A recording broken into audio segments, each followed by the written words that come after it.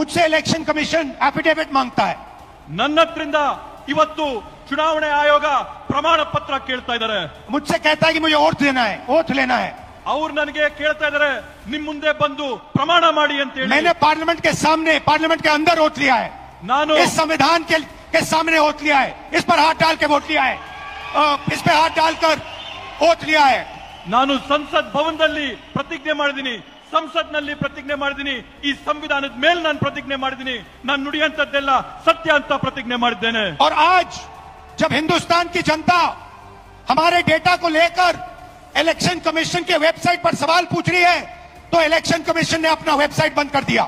ಇವತ್ತು ನಮ್ಮ ದೇಶದ ಪ್ರಜೆಗಳು ನಮ್ಮ ಒಂದು ಪತ್ರಿಕಾಗೋಷ್ಠಿ ನೋಡಿದ ನಂತರ ಚುನಾವಣೆ ಆಯೋಗದ ವೆಬ್ಸೈಟ್ ಅಲ್ಲಿ ಪ್ರಶ್ನೆ ಮಾಡಕ್ಕೆ ಪ್ರಯತ್ನ ಮಾಡಿದ್ರೆ ಚುನಾವಣೆ ಆಯೋಗದ ವೆಬ್ಸೈಟ್ मध्य प्रदेश, राजस्थान, बिहार के वेबसाइट बंद कर दिए हैं।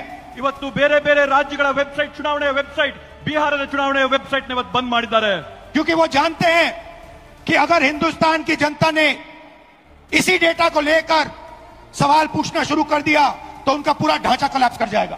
ಯಾಕಂತಂದ್ರೆ ಅವ್ರಿಗೆ ಮನವರಿಕೆ ಆಗಿದೆ, ಭಾರತ ದೇಶದ ಪ್ರಜೆಗಳು ಈ ಒಂದು ವಿಷಯನ ಕೇಳಿಕೊಂಡು ಪ್ರಶ್ನೆ ಮಾಡಕ್ಕೆ ಪ್ರಾರಂಭ ಮಾಡಿದ್ರೆ ಅವರ ಒಂದು ನಾಟಕ ಏನ್ ನಡೀತಾ ಇದೆ ಆ ನಾಟಕ ಮುಗಿದೋಗುತ್ತೆ ಅಂತ ಭಯ ಇವತ್ತು ಅವ್ರಿಗೆ ಬಂದಿದೆ।